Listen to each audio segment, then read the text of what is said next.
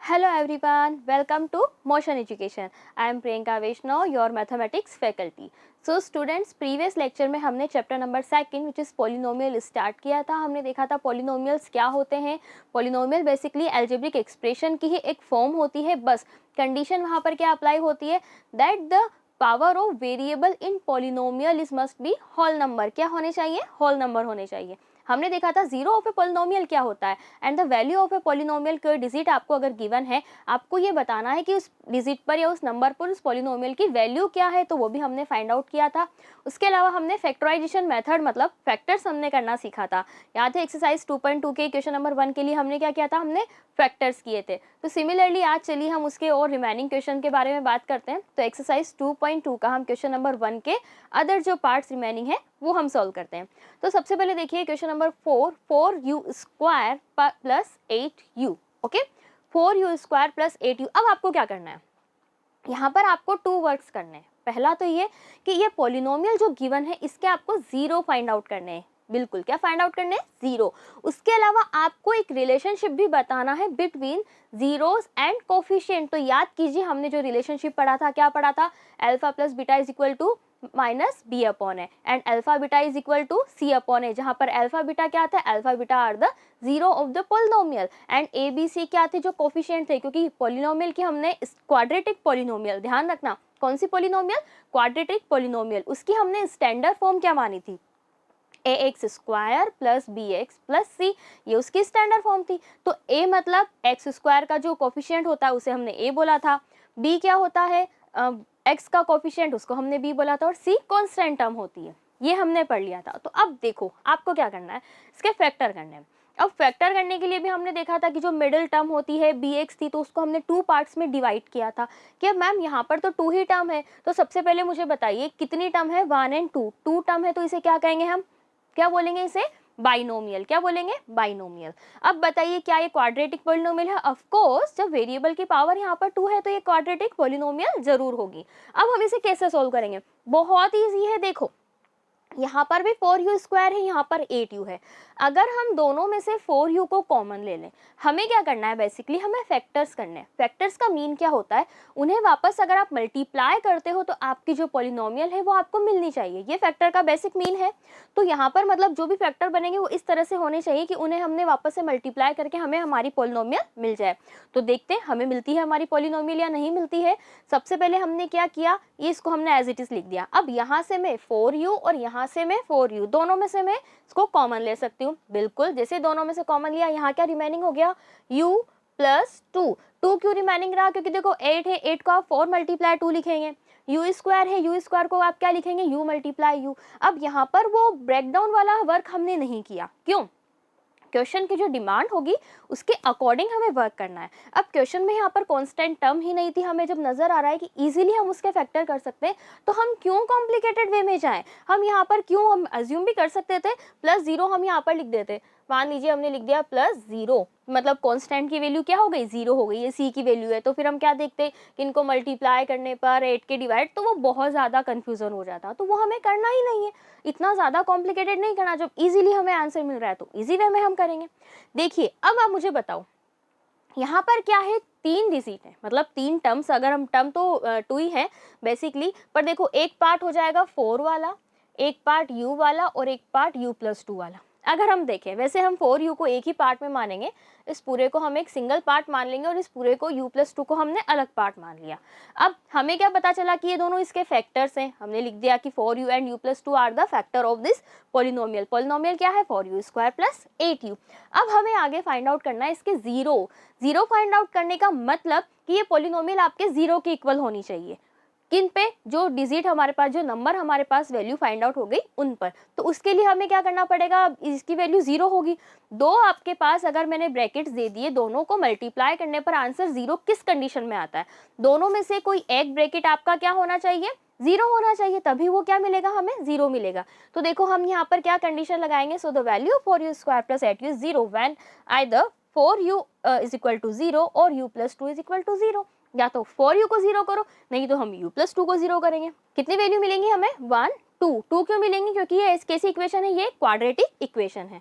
तो ये हमें पता चल गया। तो यहाँ से क्या क्या वैल्यू निकलेगी, एक बार हमने 4u को 0 के इक्वल किया तो यहाँ पर u की वैल्यू भी 0 आ गई। एक बार हम u+2 को 0 के इक्वल करेंगे तो u की वैल्यू कितनी आ जाएगी, -2। -2 क्यों हुई? क्योंकि when we transpose 2 then it convert into negative sign just because it is positive. Positive को कन्वर्ट किसमें, पॉजिटिव किसमें कन्वर्ट हो जाता है, नेगेटिव में। तो ये u की हमारे पास 2 वैल्यूज आ गई। इट मीन्स 2 हमें यहाँ पर 0 मिल गए। क्या क्या मिले यहाँ पर, therefore the zeros are 0 and -2। क्या हो गए, 0 और -2 हो गए। अब हमें क्या करना है, जो हमने रिलेशन पढ़ा था उसको हमें क्लासीफाई भी करना है। तो चलिए देखिए, सबसे पहले मैंने लिख दिया therefore the zeros are 0 and -2, ये हमने मेंशन कर दिया। अब आपको क्या करना है, बेसिकली जो आपको पता है alpha plus beta is equal to -b upon a, alpha beta is equal to c upon a. तो अल्फा क्या होते हैं, ये एक वैल्यू अल्फा की हो गई, ये बीटा की हो गई। हम क्या लिखते हैं, sum of the zero is equal to, mean जो जीरोस थे उनका सम हमने किया, 0 + -2 तो क्या बन जाएगा, -2 बन जाएगा। इसी तरह से हम क्या करेंगे, वापस देखो b अपॉन ए के लिए हम क्या करते हैं, coefficient of u upon coefficient of q square. u का कोफिशिएंट, अब इससे कंपेयर करो। अगर मान लीजिए हमने यहाँ पर इक्वेशन लिख दी है ax² + bx + c, ये हमने पॉलिनोमियल यहाँ पर मेंशन कर दी। अब कंपेयर करो, a की वैल्यू क्या होगी यहाँ पर 4, b की वैल्यू कितनी होगी 8, c की वैल्यू कितनी होगी, वहाँ नहीं है तो उसको हम क्या अज्यूम कर लेंगे 0, c की वैल्यू क्या होगी 0। तो जैसे ही हम यहाँ पर पुट करते हैं, b की जगह हम लिख देते हैं हमारी वैल्यू, b की जगह हमने लिख दिया 8/4। अब ये नेगेटिव साइन तो जरूर रहेगा, इसको मत भूल जाना, क्योंकि ये नेगेटिव साइन हमारे साथ में जरूर चलेगा, ये फॉर्मूला में है। कितना हुआ, -2। अब बताओ क्या ये वाला पार्ट और ये वाला पार्ट इक्वल आ गया? ऑफ कोर्स आप इजीली देख सकते हैं कि ये दोनों इक्वल है, और ऑफ कोर्स आना भी था। अगर हम ये सोचे कि नहीं ये इक्वल ना हो तो ये किस कंडीशन में होगा, ये उसी कंडीशन में होगा जब हमने सॉल्यूशन में कहीं ना कहीं मिस्टेक कर दी है। ओके, तो चलिए अब आगे देखते हैं। अब हमें क्या निकालना है, product of the zero. Product of zero मतलब दोनों को मल्टीप्लाई करो, 0 एंड -2 को मल्टीप्लाई करेंगे, आंसर क्या हो जाएगा, 0 हो जाएगा। अब इसके आगे देखो, वापस से हम क्या फाइंड आउट करते हैं, constant term upon coefficient of u square. Constant term का मीन क्या है, c अपॉन a। ठीक है, यहाँ पे बताइए मुझे c की वैल्यू कितनी है 0, तो 0/4 बनेगा इज इक्वल टू 0। तो यहाँ से कंक्लूजन क्या निकला, हमारा जो रिलेशन था वो वेरीफाई हो चुका है, that alpha plus beta is equal to coefficient of u upon coefficient of u square and alpha beta is equal to constant term upon coefficient of u square. Okay, clear है। चलिए next question देखते हैं। देखो question बहुत easy है, बस आपको कुछ स्टेप का ध्यान रखना है। पहला तो ये कि फैक्टराइजेशन मेथड मीन्स जब आप फैक्टर करते हैं, फैक्टर में मिस्टेक नहीं करनी है। ऐसा नहीं कि अगर आप फैक्टर में मिस्टेक कर दोगे तो फिर तो हो गया हमारा काम। देखो अब इस क्वेश्चन को ध्यान से देखो, बड़ा अच्छा क्वेश्चन है। 2² - 15। अब इसमें क्या है, जो बीच वाली टर्म है, मिडिल टर्म है bx वाली जो टर्म होती है, तो x की जगह यहाँ पर bt होगा, वो हमारे पास यहाँ से मिसिंग है।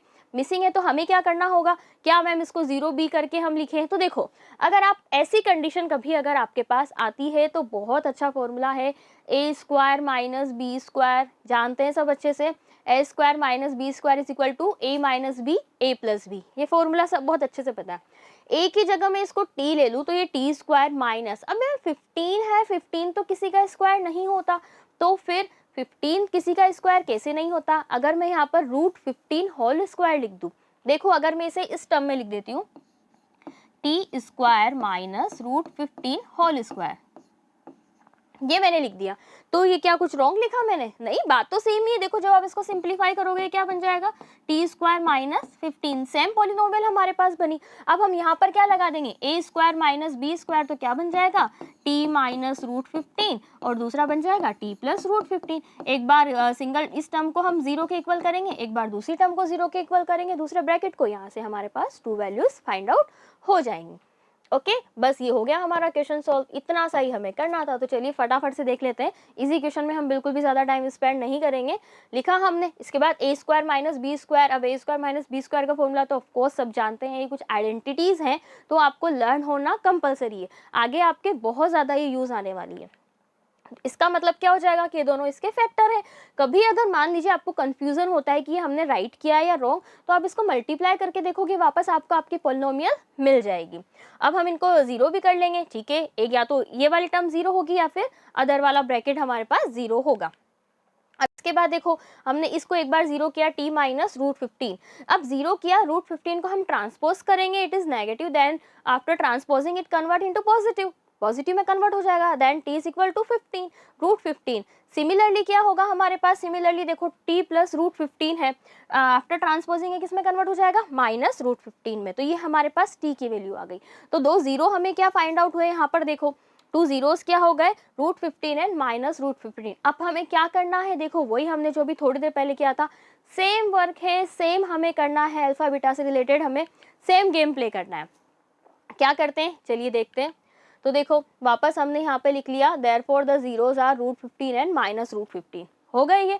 अब वापस से वही कीजिए, अगर इसको कंपेयर करो, चलो हम इसको कंपेयर भी कर लेते हैं, इसको कंपेयर करते हैं। क्या होती है इक्वेशन, ए एक्स स्क्वायर। अब ए की जगह, एक्स की जगह चलो अपन टी ले लेते हैं, क्यों, क्योंकि यहाँ पर वैल्यू क्या दी गई है, टी की फॉर्म में दी गई है। वैसे एक्स स्क्वायर स्टैंडर्ड फॉर्म है, ये आप सभी जानते हैं, a t square plus b t plus c, ये हो गई हमारी पॉलिनोमियल।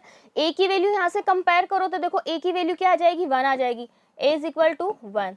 बी की वैल्यू हमें क्या मिल जाएगी यहाँ पर, 0, क्योंकि देखो टी का कोई कोफिशिएंट है क्या यहाँ पर, टी वाली तो टर्म ही नहीं है, it's mean the coefficient of T is 0। क्या है उसका कोफिशिएंट, 0 होगा।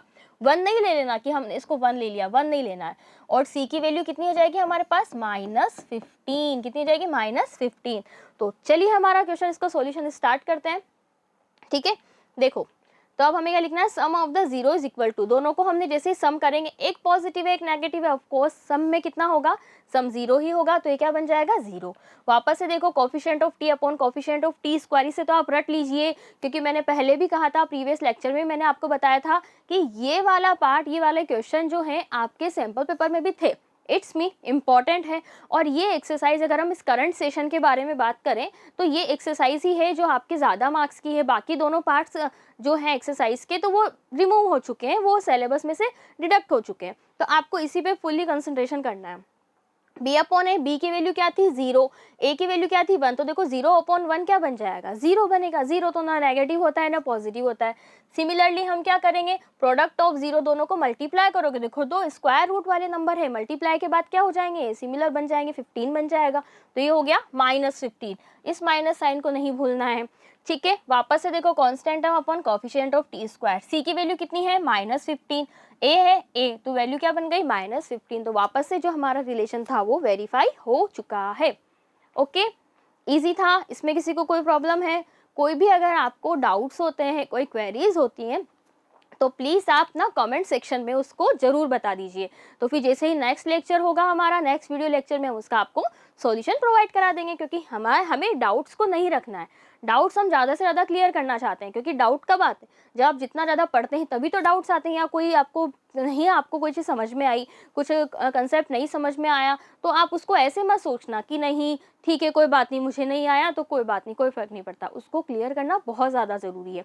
तो इसीलिए अपने नोट्स ज़रूर प्रिपेयर कीजिएगा, पीडीएफ के ऊपर डिपेंडेंट नहीं रहना है बच्चों, पीडीएफ पे डिपेंडेंट ना रहिए, ठीक है। आप जब खुद नोट्स लिखेंगे तो देखो आपने लिखा एक बार तो आपके माइंड में एक बार वो थिंग निकलेगी, आपने वीडियो लेक्चर देखा तो उसमें आपको ज़्यादा याद रहेगा। पीडीएफ तो क्या हो जाएगा, एक तरह से इस तरह से रहेगा कि कॉपी करने का काम, और पीडीएफ में से भी देखो नोट्स तो कोई प्रिपेयर नहीं करता, हम क्या सोचते हैं, अरे फ़ोन में है हम क्यों लिखें। तो इसका थोड़ा ध्यान रखिए, आप नोट्स ही प्रिपेयर कीजिए, जितना भी आपको वीडियो लेक्चर गिवन होता है उसको अच्छे से देखिए। 1 सिटिंग में ज़्यादा लॉन्ग नहीं है, 1 आवर में आपका लेक्चर ऑफ कोर्स कंप्लीट हो जाएगा। और अब ऑनलाइन है तो आपके पास और भी काफ़ी सारे ऑप्शन होते हैं, जैसे कि स्पीड्स अगर आप ज़्यादा करना चाहते हैं तो वो भी आप कर सकते हैं। तो इस तरह से काफ़ी सारे ऑप्शन है, तो प्लीज़ लेक्चर को अच्छे से देखिए और नोट्स ज़रूर प्रिपेयर कीजिए, क्योंकि नोट्स बहुत ज़्यादा इंपॉर्टेंट होते हैं। तो चलिए अब बढ़ते हैं हम नेक्स्ट टॉपिक की ओर। नेक्स्ट टॉपिक क्या है, तो जैसा हम क्वेश्चन नंबर 2 के बारे में बात करेंगे। क्वेश्चन नंबर 2 जो हम सॉल्व करेंगे उससे रिलेटेड है standard form of quadratic polynomial in term of 0। तो क्वेश्चन 2 हमारा यही है।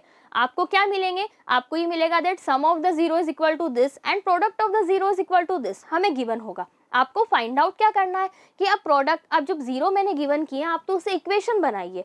प्रीवियस क्वेश्चन में क्या था, हमने इक्वेशन से 0 फाइंड आउट की, और यहाँ पर बिल्कुल हमें जस्ट क्या वर्क करना है, रिवर्स वर्क करना है। तो अब देखो क्या करते हैं, सबसे पहले तो मान लीजिए हम एक पॉलिनोमियल अज्यूम कर लेते हैं। हमने अज्यूम करी इन जनरल, जनरल मीन क्या है कि नॉर्मल वे में हम यही पॉलिनोमियल यूज़ करते हैं, यही वे आप यूज़ करते हैं, आपने देखा भी होगा। अल्फा एंड बीटा क्या हो जाएंगे, 0 हो जाएंगे। क्वाड्रेटिक पोलिनोमियल, पोलिनोमियल क्या है, x square plus b x plus c, यही मैंने आपको बताया था कि स्टैंडर्ड फॉर्म क्या होती है, यही होती है। Where A is not equal to 0, अब इस वर्ड पे ध्यान देना, let A is not equal to 0, ये यहाँ पर क्यों लिखा है, अगर ए की वैल्यू 0 होती है तो ये क्या बन जाएगी, ये पॉलिनोमियल आपकी बन जाएगी 0 plus b x plus c. Okay, तो इसको हम ऐसे लिख सकते हैं बी एक्स प्लस सी।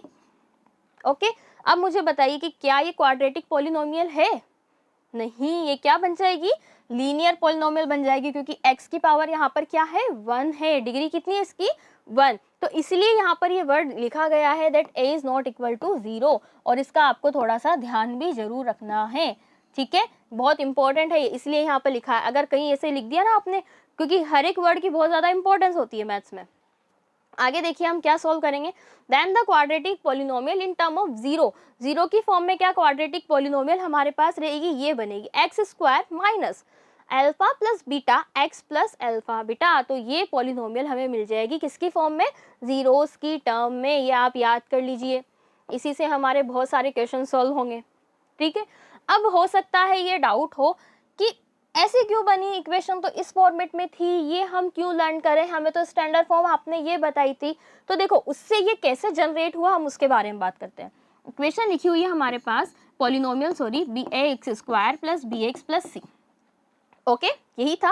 अब अगर मैं क्या करूं, यहाँ पर हर एक टर्म में a से मैं डिवाइड कर दूं, जस्ट बिकॉज मैं चाहती हूँ कि x का जो कोफिशिएंट है वो 1 हो जाए, क्या हो जाए, 1, क्योंकि देखो यहाँ पर x का कोफिशिएंट क्या है, 1, 1 कब होगा, जब हम a से डिवाइड करेंगे, तो देखो हमने डिवाइड किया, ये देखिए a से a कैंसिल हो गया। अभी थोड़ी देर पहले हमने पढ़ा था, क्या पढ़ा था, alpha plus beta is equal to minus B upon and alpha beta is equal to C upon है, ये दोनों हमने पढ़े थे या नहीं पढ़े थे, बिल्कुल पढ़े थे। तो यहाँ से आप वैल्यू पुट करो ना, देखो ये क्या बन गया आपके पास, एक्स स्क्वायर, अब ये प्लस है, ठीक है, अगर मैं इस माइनस को इधर ट्रांसपोज कर दूं तो ये ऐसे नहीं बन जाएगा, इधर से माइनस इधर आ जाएगा, तो यहाँ पे माइनस का साइन लग गया, नेगेटिव साइन इधर आ गया, ट्रांसपोज हम कर सकते हैं, ये तो नॉर्मल सी थिंग है। तो बी अपॉन ए की वैल्यू क्या हो जाएगी, माइनस अल्फा प्लस बीटा, ठीक है, और एक्स की वैल्यू एज इट इज रहेगी प्लस सी अपॉन ए की वैल्यू देखिए क्या है, अल्फा बीटा, बस ये आ गई सेम। यही तो बोला था मैंने कि देखो सेम है, जनरेट हमने किससे किया है, जो स्टैंडर्ड फॉर्म है उसी से हमने इसको रीजनरेट किया है, लेकिन ये किस फॉर्म में है, it is in the form of zeros of the polynomial.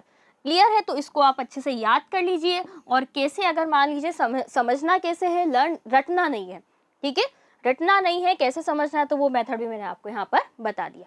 तो चलिए अब हम क्वेश्चन स्टार्ट करते हैं, क्योंकि हमें आज बहुत सारे क्वेश्चन सॉल्व करने हैं। तो देखो नेक्स्ट क्वेश्चन है एक्सरसाइज का ही क्वेश्चन है, एक्सरसाइज 2.2 का क्वेश्चन है। देखिए क्वेश्चन नंबर 2, हमें क्या फाइंड आउट करना है, find a quadratic polynomial each with the given numbers, जो आपको यहाँ पर गिवन है। अब गिवन क्या है, गिवन ये है that sum and product of it 0, sum भी गिवन है और प्रोडक्ट भी गिवन है। ध्यान रखना यहाँ पे दो बातें हो सकती है, एक इस तरह का क्वेश्चन भी बन सकता है जब आपको 0 गिवन हो, जैसे अल्फा की वैल्यू सेपरेट गिवन है, बीटा की वैल्यू सेपरेट गिवन है, तो आपको क्या करना है, जो अभी थोड़ी देर पहले हमने पढ़ा था, अल्फा वहां पुट कीजिए, बीटा वहां पुट कीजिए, आपके पास आंसर आ जाएगा। यहाँ पर क्या लिखा हुआ है, सम एंड प्रोडक्ट के बारे में बात कर रहे हैं, it's mean alpha plus beta and alpha beta के बारे में बात कर रहे हैं, तो उन दोनों को क्वेश्चन को थोड़ा ना केयरफुली रीड करना। अगर सेम हो जाएगा तो आप गलती भी कर सकते हैं कि अल्फा बीटा की जगह आपने डायरेक्ट वैल्यू पुट कर दी, तो ऐसा आपको नहीं करना है। तो चलिए देखो ये हमारे पास क्या हो गया, इसको हम थोड़ा सा प्रेजेंटेशन हमारा अच्छा होना चाहिए। Let alpha and beta are the zero of the required polynomial, जो पोलिनोमियल हमें चाहिए, अब हम स्टैंडर्ड फॉर्म में लिखेंगे ऑफ कोर्स, क्योंकि इसी से हमने वो जनरेट किया था, कैसे किया था वो भी हमने देखा था, ये स्टैंडर्ड फॉर्म में है। देयरफॉर सिंस हमें गिवन क्या क्या है, सम ऑफ द जीरो, हम जानते हैं सम ऑफ द जीरो क्या होता है, अल्फा प्लस बीटा, और वो उसकी वैल्यू कितनी होती है, माइनस बी अपॉन ए, ये भी हमें पता है, कैसे पता है, अभी जस्ट हमने आपको बताया था। तो इसकी वैल्यू हमें गिवन है 1/4, कितनी है 1/4। देखो रेस्पेक्टिवली का मीन भी आप सब अच्छे से जानते हैं, पहले सम के बारे में बात किया गया है तो फर्स्ट नंबर आपका सम से रिलेटेड है, बाद में प्रोडक्ट के बारे में बात किया है तो बाद में सेकंड वाला नंबर आपका प्रोडक्ट है, मतलब मल्टीप्लाई है।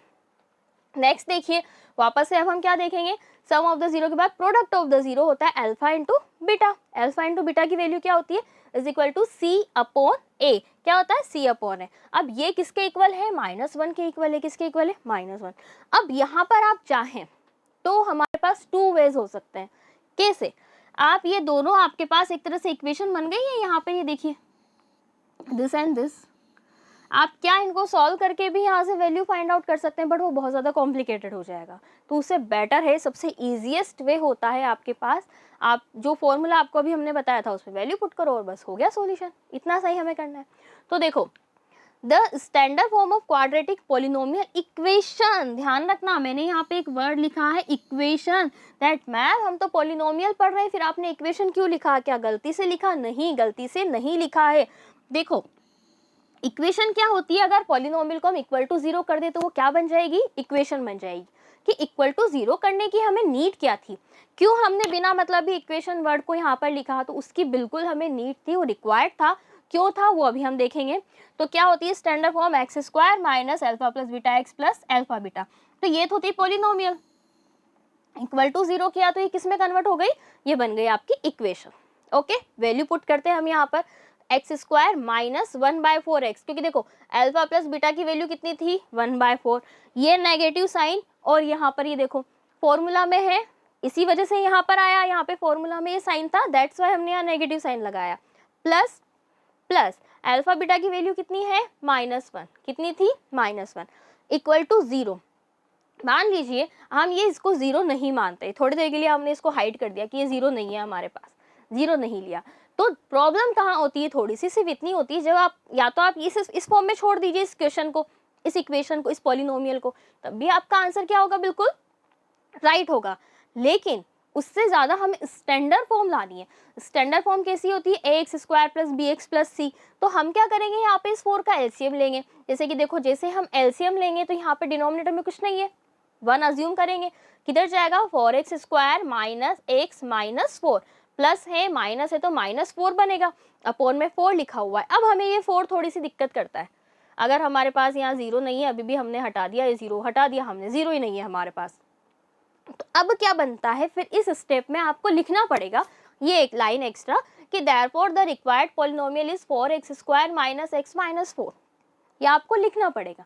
तो इस प्रॉब्लम को हमने फिर एक ये भी डाउट आ सकता है कि मैम फिर ये 4 कहाँ गायब हो गया, 4 ने क्या बिगाड़ दिया, दैट्स वाई हमने इसको इक्वल टू 0 लिखा है, ताकि 4 ट्रांसपोजिंग के बाद मल्टीप्लाई में उधर चला जाएगा, तो ये 0 की फॉर्म, यहाँ से 0 को हम यहाँ से हटा सकते हैं। ये बात आगे समझ में, ठीक है, ये सबको क्लियर है। अब आगे देखिए, अब इम्पॉर्टेंट हमारे पास क्या आता है, इसको सॉल्व करना। जैसे हम इसको सॉल्व करेंगे, 4 को क्या कर देते हैं हम, ट्रांसपोज किया, ट्रांसपोजिंग के बाद देखो क्या बच जाएगा हमारे पास, ये बच जाएगा। अब इम्पॉर्टेंट स्टेप हमारे पास ये थी, उसके अलावा यहाँ से हमने वैल्यू पुट के, देखो 3 ही तो स्टेप काम आई है, इसके अलावा क्या कुछ एक्स्ट्रा काम आया नहीं। अब ये बन गई हमारे पास इक्वेशन, इक्वेशन है तो यहाँ से रिक्वायर्ड पॉलिनोमियल क्या बन जाएगी, 0 को रिमूव कर दो, इक्वल टू 0 को हटा दो, तो therefore px is equal to 4x square minus x minus 4 is the required polynomial. Is it clear, आ गया सबको समझ में, ठीक है। नेक्स्ट क्वेश्चन देखिए, इसी तरह से हमें क्वेश्चन करना है।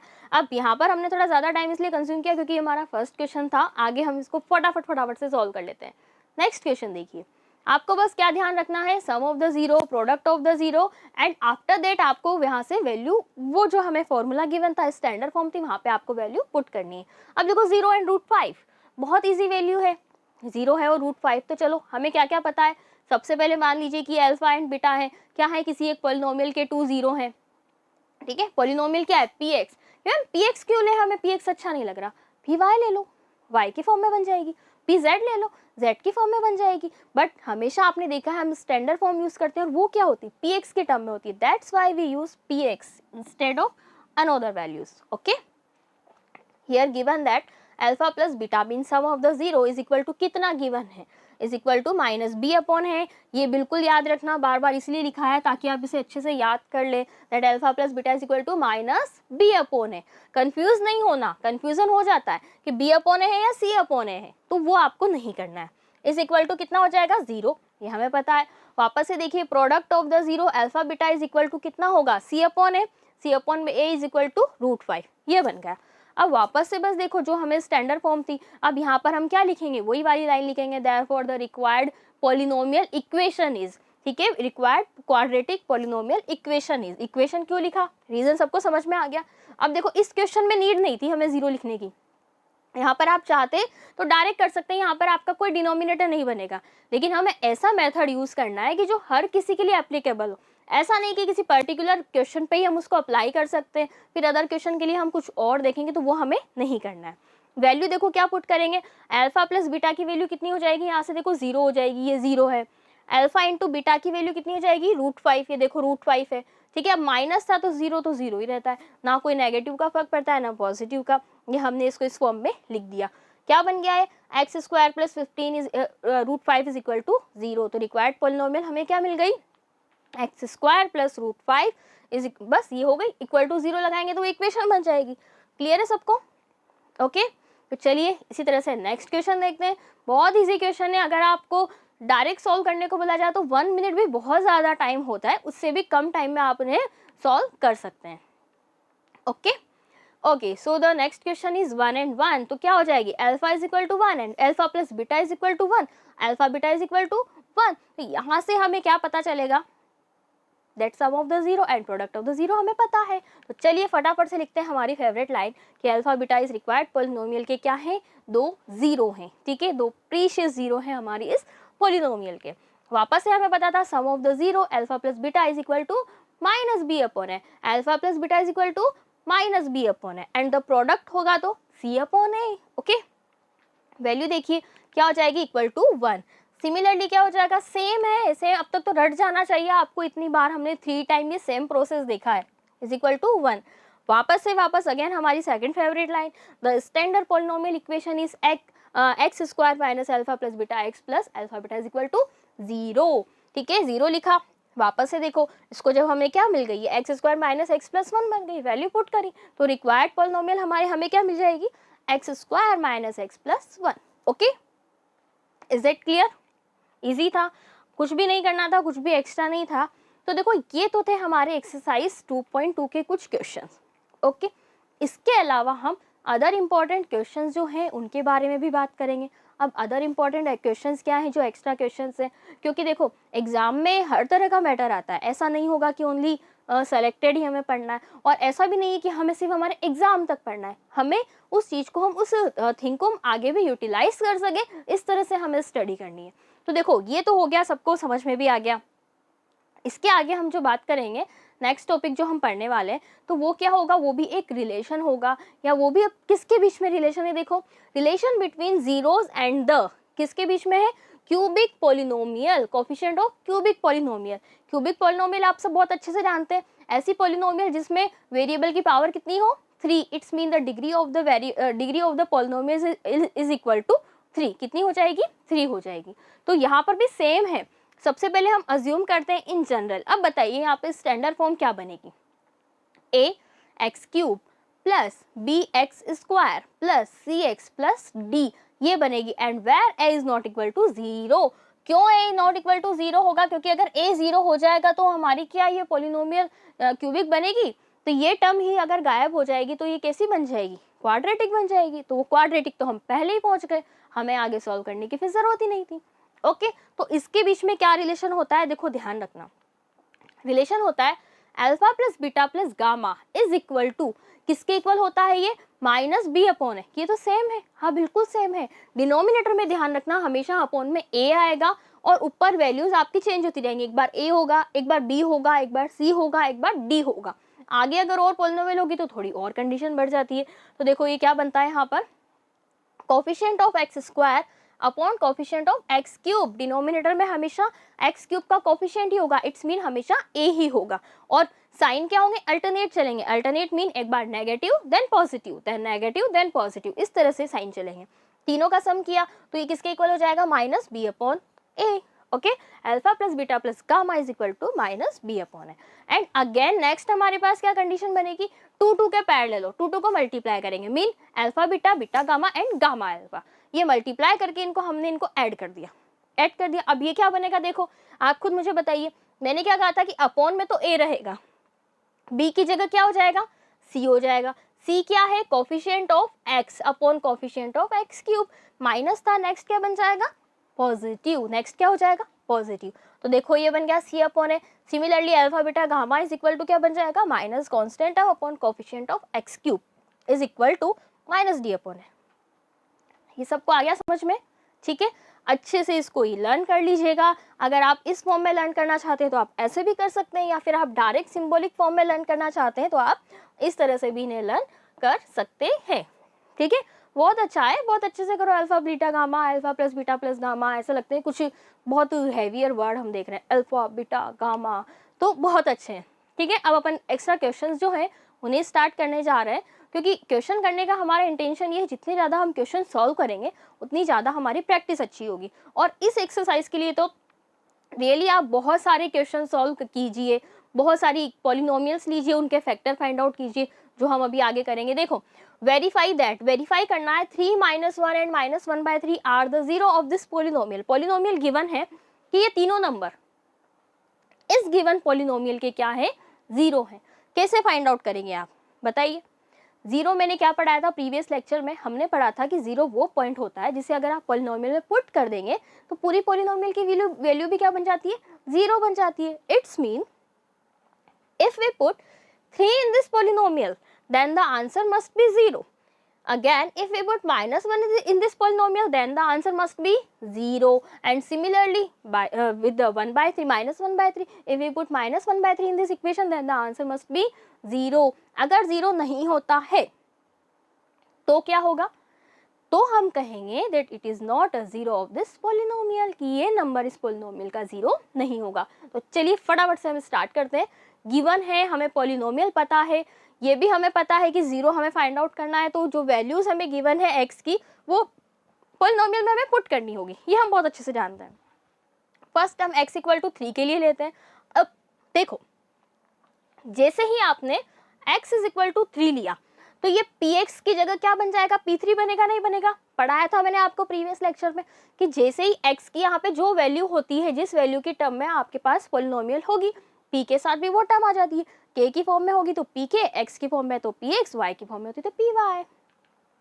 क्या बनेगा, वैल्यू पुट कर दीजिए 3, x की जगह 3 क्यूब -5 3 स्क्वायर -11 मल्टीप्लाई बाय 3। देखो इनके बीच में भी कोई साइन नहीं है तो ऑफकोर्स ही मल्टीप्लाई होता है, -3। अब हम क्या करते हैं, इसको सॉल्व करते हैं, सिंप्लीफाई करते हैं। 3 क्यूब कितना होता है 27, तो 3 × 27 -9 तो 9 एंड 5 × 9 और ये 33 - 3। अब देखिए दोनों पे क्या है, सेम साइन है, दोनों को ऐड कर लूँ। इतना सा कैलकुलेशन तो मैं ये मानती हूँ कि इतना तो आपको आता होगा, इतना तो हम कर सकते हैं कि अगर सेम साइन दो डिजिट आपको गिवन है, फिर भी अगर नहीं कंफ्यूजन हो, नहीं आपको आता कंफ्यूजन हो, तब भी देख लीजिए अगर सेम साइन होंगे तो वो हमेशा ऐड होंगे। क्या होंगे, same signs are always added, चाहे वो दोनों पॉजिटिव हो चाहे वो दोनों नेगेटिव हो। लेकिन अब बात आती है कि देखो घर में जो बड़ा होता है उसी की हमेशा चलती है, बिल्कुल। यहाँ पे थोड़ी देर के लिए साइन को भूल जाओ कि साइन नाम की भी कोई चीज है। तो 33 और 3 को अगर मैं देखूं, एक बात तो हमें पता चल गई कि दोनों नेगेटिव है तो दोनों ऐड होंगे, दोनों का सेम नेचर है तो दोनों बड़े अच्छे फ्रेंड बनेंगे, बिल्कुल बनेंगे, ठीक है, दोनों साथ में बैठेंगे। अब ये भी नेगेटिव है ये भी नेगेटिव है, वो सब अलग मैटर है। पहले बिग डिजिट देखो, बिग डिजिट 33 है, 33 अगर नेगेटिव है तो आंसर ऑफकोर्स -36 होगा या नहीं होगा, होगा। तो ये छोटी छोटी बातें हैं, जिन्हें आती है बहुत अच्छी बात है, पर जिन्हें नहीं आती तो परेशान नहीं होना। मल्टीप्लाई किया 81, 5 9 45 और ये हो गया 36। अब देखो ये और ये दोनों डिजिट आपकी कैसी हैं, दोनों सेम है, मतलब दोनों के आगे सेम साइन है, तो हम क्या करेंगे, इन दोनों को आपस में ऐड कर लें। जैसे ही दोनों को ऐड करोगे तो क्या मिलेगा, 81 मिलेगा। लेकिन बिग डिजिट नेगेटिव है तो -81 मिलेगा। क्या मिलेगा, -81 एंड 81 - 81 इज इक्वल टू 0। क्या बन गया, 0। नेक्स्ट देखिए, अब हमें क्या लेना है, x की वैल्यू हम क्या लेंगे, सेकंड वैल्यू है -1, तो ठीक है वापस से पुट कर दीजिए, हर जगह वैल्यू पुट करी। अब -1 के बारे में तो आप बहुत अच्छे से जानते हैं कि माइनस की पावर अगर इवन होती है तो क्या हो जाएगा हमारे पास, देखो -1 पावर इज इवन, ठीक है, तो वो किस में कन्वर्ट हो जाएगा, +1 में। And -1 power is odd, then it remain -1, okay, वो नेगेटिव रहता है। अब कि मैम ये इवन और, अब ये तो आप सब बहुत अच्छे से जानते हैं ना, इवन और ऑड, तो इवन नंबर क्या होते हैं 2 4 6 8, 2 की टेबल स्टार्ट कर दो और कभी खत्म ही नहीं हो। ऑड क्या होते हैं, 1 3 5 9 ऐसे नंबर्स ऑड नंबर होते हैं। वैल्यू देखो अब यहाँ पर माइनस क्यूब है तो ये कितना बन जाएगा -3, यहाँ पर स्क्वायर है तो ये +1 बन जाएगा, प्लस माइनस से मल्टीप्लाई होगा -5, दो नेगेटिव साइन मल्टीप्लाई होंगे पॉजिटिव में कन्वर्ट होगा एंड -3। अब हमें क्या करना है, देखो ये तो तीनों सेम नेचर के हैं, ये दोनों और ये सेम नेचर है तो कर दो ऐड किया, 5 एंड 3 कितना होता है 8, 8 एंड 3 11, सब में सबसे बड़ा कौन है, ये 5 है, 5 ने कहा मैं नेगेटिव हूँ तो हमारा सम भी नेगेटिव होगा, तो ये कितना बन गया -11 + 11 = 0। तो इतना तो पता है कि ये दोनों नंबर इसके 0 हैं। अब आगे के बारे में हमें नहीं पता तो आगे के बारे में भी चलिए देखते हैं। जो हमारे पास लास्ट नंबर बचा हुआ है क्या है, -1/3। ओके, इजी था। आपको क्या करना है, बस 0 फाइंड आउट करना है और कुछ भी एक्स्ट्रा हमें यहाँ पर नहीं करना है। सबसे 0 की हमें पुट ये चेक करना है कि 0 है या नहीं है। वापस से देखिए x = -1/3। अब जैसे देखो p की वैल्यू क्या बन जाएगी, p -1/3 बन जाएगी। थोड़ा हम जल्दी जल्दी करेंगे इसको क्योंकि बहुत हमने टाइम इनके ऊपर कंज्यूम कर दिया है। 3 -1/3 क्यूब -1/3 स्क्वायर, देखो माइनस है तो आंसर में आपके पास यहाँ पर क्या आएगा, -1/27 होगा या नहीं होगा, होगा।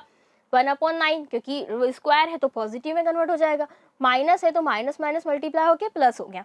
अब हमें क्या करना है, देखो 3 से यहाँ पे कैंसिल हो जाएगा, कितने टाइम 9 टाइम, तो ये क्या बन जाएगा एक तरह से -1/9 -5/9 + 11/3 -3/1। अब ये तो सॉल्व करना ऑफकोर्स सबको आता होगा, फैक्टर्स हैं क्लास 5th में 6 में आ ही जाते हैं। अगर फिर भी अगर आपको फ्रैक्शंस है नहीं आता है तो देखो क्या करना है, इन दोनों को ऐड करो, कितना बन जाएगा -6/9, -6/9 को सिंप्लीफाई करेंगे आप क्या बन जाएगा -2/3 बन जाएगा। डिनोमिनेटर में 3 बन गया, यहाँ पर 1 है तो आप एलसीएम लेके आप इजीली सॉल्व कर सकते हैं। जब आप इसको सॉल्व करेंगे तो आपको आंसर पता है यहाँ पर क्या मिलेगा, 0 मिलेगा। क्या मिलेगा, 0 मिलेगा। ठीक है, सॉल्व हम कर सकते हैं, इसमें तो कोई कॉम्प्लिकेशन नहीं है।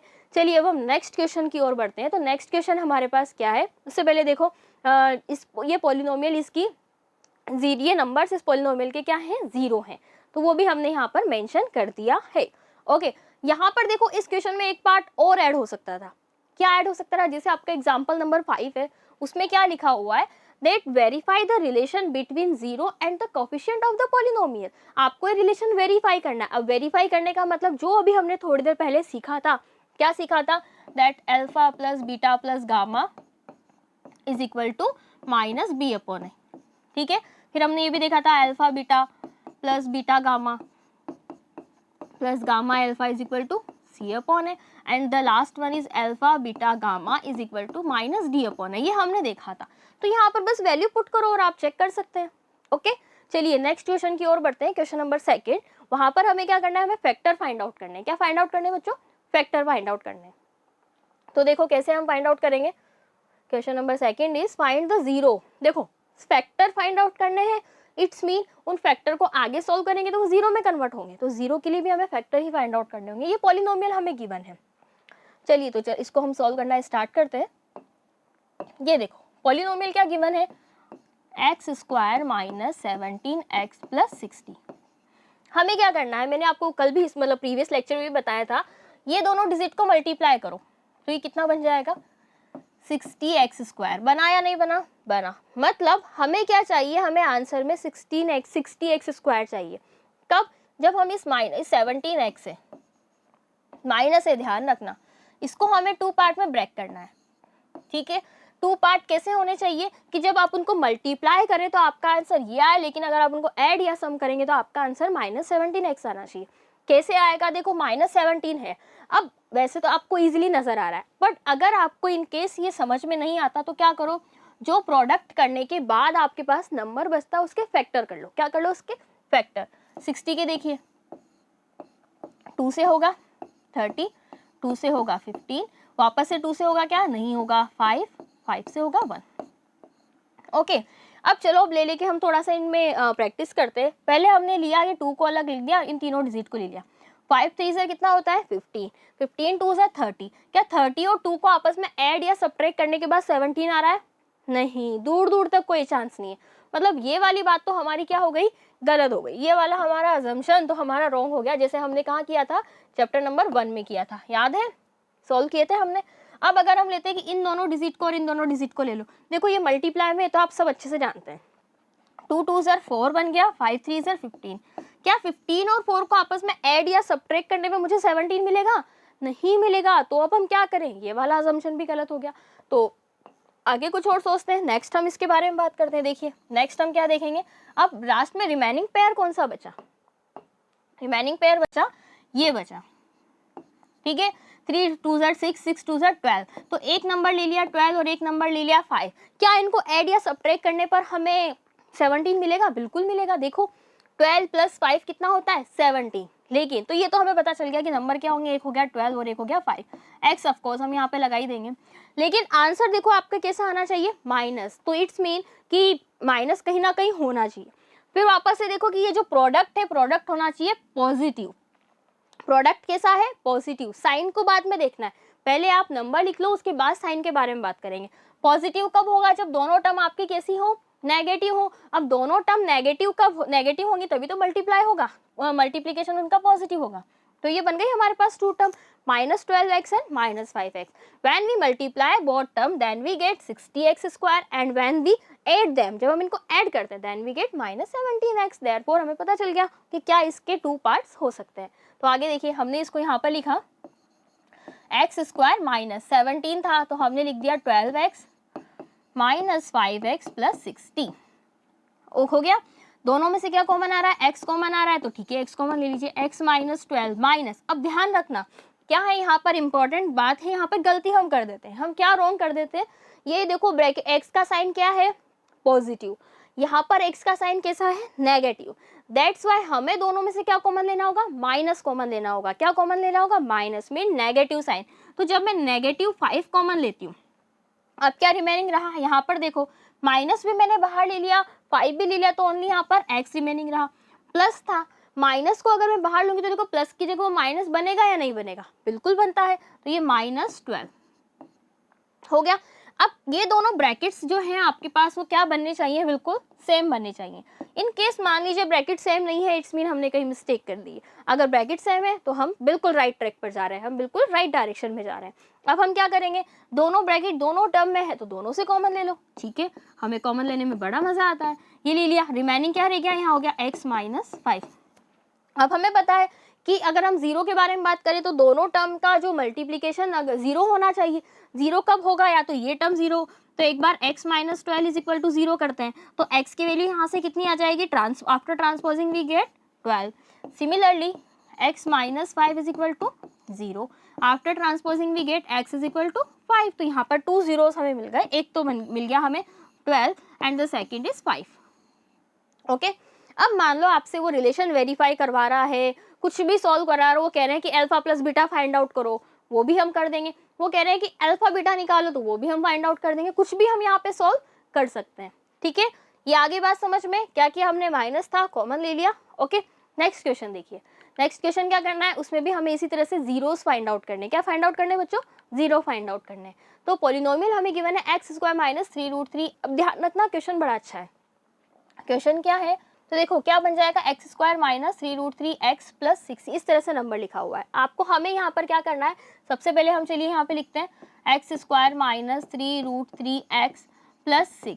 अब हमें क्या करना है? ये जो पार्ट है इसी को हमें टू पार्ट में ब्रेक करना है। टू पार्ट में हम कैसे ब्रेक करेंगे? देखो 3√3 है, 3√3 x, तो हमने इसको तो चलो बाद में इसके बारे में बात करेंगे। अब हमें नहीं समझ में आ रहा कि क्या पार्ट ले। अब इसके लिए थोड़ा सा अपना दिमाग चलाओ। क्या दिमाग चलाओ? देखो क्या मैं इसको ऐसे लिख दूं 2√3 एंड √3। जब मैं दोनों को ऐड करूंगी तो मुझे क्या 3√3 मिलेगा या नहीं मिलेगा? बिल्कुल मिलेगा। अब अगर मान लो मैं इन दोनों को मल्टीप्लाई करती हूँ, दोनों को मल्टीप्लाई कीजिए, मल्टीप्लाई करोगे तो आपको क्या मिलेगा? 2 × √3 तो क्या बन जाएगा? 2 × 3 = 6 बनेगा या नहीं बनेगा? हमें भी क्या चाहिए? इन दोनों को मल्टीप्लाई करोगे 6x² आएगा नहीं आएगा? आएगा। तो दोनों तरफ में क्या ले लूँ यहाँ पर? x। तो वैल्यू फाइनली हमें यहाँ पर x² मिल जाएगा नहीं मिलेगा? मिलेगा। 6x² मिल गया। तो क्या फैक्टर हो गए? 2√3 एंड √3। कैसे पता चला हमें इनके फैक्टर के बारे में? आप उस टर्म को थोड़ा सा ध्यान से देखिए, थोड़ा उसके बारे में सोचिए। हमने यहाँ पे लिख लिया। अब आगे देखो हम इसकी वैल्यू पुट कर देते हैं। x² माइनस है, देखो वापस से ध्यान रखना यहाँ पर क्या है? माइनस है। यहाँ पर क्या है, दोनों को मल्टीप्लाई करने के बाद प्लस आना चाहिए, तो इट्स मीन जो दोनों टर्म्स हम लेंगे वो कैसी लेंगे, नेगेटिव लेनी होगी। कैसी लेनी होगी, नेगेटिव। तो minus negative 2√3x minus √3 plus 6, √3x plus 6 ले लिया। दोनों में से हम क्या कॉमन ले लें, x कॉमन ले लें। If we take a common, remaining हो जाएगा x माइनस 2√3। यहाँ पर देखो x है तो हमें यहाँ से क्या कॉमन लेना होगा, माइनस कॉमन लेना होगा, नहीं लेना होगा, लेना होगा। अब माइनस कॉमन लेने से पहले मैं एक स्टेप और इसको एक्सटेंड कर देती हूँ। देखो 6 को क्या मैं ऐसे नहीं लिख सकती, 2 × 3 लिख सकते हैं ना। 3 को क्या मैं ऐसे नहीं लिख सकती, √3 × √3। तो देखो √3 यहाँ भी है, √3 यहाँ भी है, कॉमन ले ले। कॉमन जैसे ही लिया तो यहाँ पे क्या, यहाँ पे तो सेम बना हुआ है। माइनस माइनस कॉमन लिया हमने, क्यों, क्योंकि हमें x का साइन पॉजिटिव रखना है। माइनस √3 जैसे हम कॉमन लेंगे तो रिमेनिंग हो जाएगा x, पॉजिटिव या नेगेटिव में कन्वर्ट हो जाएगा। एक √3 बाहर आ गया तो अंदर रिमेनिंग रह जाएगा 2√3। देखो ब्रैकेट सेम बना, सेम बना मतलब हमारा क्वेश्चन राइट हुआ, राइट हुआ। x माइनस 2√3, x माइनस √3, 4 0 क्या होंगे, एक बार इसे हम 0 पुट करेंगे, is equal to 0. After transposing we get x is equal to 2√3. Similarly, x minus √3 is equal to 0. But after transposing we get x is equal to √3. So the two zeros are 2√3 and √3. Okay? Easy? Clear? चलिए next question और वापस से solve करते हैं हम। Question number 4, फटाफट से हमें 2 क्वेश्चन और सॉल्व करने हैं, तो उनके लिए जल्दी जल्दी हम उनको फटाफट से सॉल्व कर लेते हैं। देखो क्या है, 6x² माइनस 7x माइनस 13, ठीक है। तो हम पहले इसको फटाफट से लिख लेते हैं। क्या लिखा है यहाँ पर, 6x² माइनस 7x माइनस 13, ये इस फॉर्म में हमें क्वेश्चन लिखा हुआ है। अब आपको क्या करना है, 17 और 6 को मल्टीप्लाई करो, मतलब 13 एंड 6 को मल्टीप्लाई करेंगे कितना आएगा, 78x²। पॉजिटिव या नेगेटिव, नेगेटिव। अब आपको क्या करना है, इस 7 को ब्रेक करना है, 7x को 2 पार्ट्स में ब्रेक करना है। मैंने क्या बताया था, नहीं समझ आ रहा तो उसके फैक्टर फाइंड आउट कर लो। क्या फाइंड आउट कर लो, उसके फैक्टर। 78 था, 2 से डिवाइड हो जाएगा 3 टाइम एंड 2 से डिवाइड हो जाएगा ये 9 टाइम। वापस से देखो किससे डिवाइड होगा, ऑफकोर्स ये 3 से 13 टाइम एंड ये 13 से 1 टाइम। अब यहाँ पर हमें समझ में नहीं आ रहा क्या फैक्टर ले, देखो देखते पता चल रहा है, 3 2s are 6 एंड 13। अब अगर मैं फैक्टर 6 और 13 लेती हूँ तो क्या इनको ऐड या सब्ट्रैक्ट करने पर मुझे 7 मिल रहा है, देखो एडिशन में नहीं, but if we subtract them then we get 7। Okay, 13 minus 6 is equal to 7। अब आते हैं हमारे साइन के बारे में बात करते हैं। यहाँ पर क्या है, माइनस, ठीक है। आंसर यहाँ पर भी देखिए हमें एक नेगेटिव चाहिए, तो मल्टीप्लाई के बाद 1 नेगेटिव आता है, इट्स मीन दोनों में से कोई एक टर्म आपकी नेगेटिव होनी चाहिए। यहाँ भी माइनस है, तो माइनस कब आता है, जो घर में बड़े होते हैं उन्हीं की चलती है। जो बिग टर्म देखो, बिग डिजिट आपकी क्या है, 13, तो ये माइनस 13x होगा और ये 6x में कन्वर्ट हो जाएगा। तो लिखा हमने 6x² माइनस, अब उसको हम वापस से आगे पीछे भी लिख सकते हैं, इसको हमने इस तरह से लिख दिया just because they are commutative, हमें पता है कि ये कम्यूटेटिव है। माइनस 13 कॉमन ले लिया, 6x दोनों से कॉमन आ गया, रिमेनिंग हो गया x प्लस 1। देखो माइनस हमने कॉमन लिया, क्यों, क्योंकि हमें x कैसा चाहिए, पॉजिटिव चाहिए। माइनस 13 देन x प्लस 1, वापस से सेम ब्रैकेट मिल गया, मजा आ गया। हमारा क्वेश्चन क्या हो गया, बिल्कुल राइट है, x प्लस 1, रिमेनिंग क्या हो जाएगा 6x माइनस 13। वापस से देखो एक बार x plus 1 is equal to 0 होगा, then we get x is equal to -1 after transposing positive sign convert into negative sign. Here 3x minus 6x minus 13 is equal to 0। So first transpose 13 negative convert into positive, it is in multiply, then after transposing this convert into dividation. So the two factors are, so two zeros are -1 and 13 by 6. Okay, is it clear? क्या बन जाएगा, -1 and 13 bye 6 बन जाएगा। Okay, अब देखो ध्यान रखना कि ये तो बना नेगेटिव, एक डिजिट नेगेटिव और एक डिजिट आपकी क्या है, पॉजिटिव है। तो चलिए नेक्स्ट क्वेश्चन भी हम सॉल्व करते हैं। बहुत अच्छे अच्छे क्वेश्चन है, बस आपको इनकी ज़्यादा से ज़्यादा आप प्रैक्टिस कीजिए। जितने ज़्यादा आप प्रैक्टिस करेंगे उतने ज़्यादा हम क्या बनेंगे, परफेक्ट बनेंगे। देखो अब ये क्वेश्चन तो बहुत ही ईजी है, बस इसमें आपको कन्फ्यूज नहीं होना। क्या लिखा है, x² minus √5 plus 1x plus √5। अगर आप वो गलती करेंगे कि ठीक है इन दोनों को √5 प्लस 1 के हम 2 पार्ट करते हैं, ब्रेक कर रहे हैं, हम कैसे करेंगे कि 1 पार्ट इन दोनों को मल्टीप्लाई करने के बाद √5x² आना चाहिए, तो हम परेशान हो जाएंगे। एक्चुअली आप बहुत परेशान हो जाओगे। उसको ध्यान से देखो, वो ऑलरेडी उसने फैक्टर करके हमें दिए हुए हैं। कैसे, देखिए x² माइनस, हम इसको इस तरह से ओपन कर दें, ब्रैकेट के बाहर नेगेटिव साइन होता है तो हर एक डिजिट का साइन चेंज होता है, माइनस एक्स प्लस रूट 5। देखो यही तो हम करते थे ना, और क्या करते थे, इसी तरह से तो हम फैक्टर करते थे, तो हमें ऑलरेडी गिवन है। दोनों में से हमने क्या किया, x कॉमन ले लिया। Okay, so the remaining is x minus root 5। यहाँ पर देखो माइनस एक्स कॉमन लेंगे, ध्यान रखना, क्योंकि x क्या है, नेगेटिव, लेकिन हमें x कैसा चाहिए, पॉजिटिव। तो कभी भी अगर साइन चेंज करने हो तो माइनस साइन कॉमन ले लो, और माइनस साइन कॉमन लेते तो रिवर्सिबल भी होता है, तो साइन क्या हो जाएंगे, चेंज होते हैं। माइनस कॉमन लिया, कुछ कॉमन नहीं आ रहा तो 1 ले लो, कुछ भी कॉमन नहीं आ रहा तो 1 तो सबके पास होता है। तो क्या बच जाएगा, x माइनस रूट 5। अब देखो x माइनस रूट 5 दोनों में से कॉमन ले लिया, क्योंकि दोनों में है, सेम आ रहा है, इसका मतलब हमारा जो प्रोसेस है बिल्कुल राइट है। अगर कहीं भी अगर चेंजेस हो जाता है, गलती हो जाती है, इवन जरा से अगर साइन की भी मिस्टेक हो जाती है, तो ये दोनों ब्रैकेट्स आपके सेम नहीं आएंगे। रिमेनिंग क्या हो गया यहाँ पर, x माइनस 1। तो क्या कंडीशन बनेगी, या तो x minus 5 is equal to 0, या फिर बनेगा x minus 1 is equal to 0। After transposing we get x is equal to root 5 because it is negative, and after transposing it convert into positive side, and similarly x is equal to 1.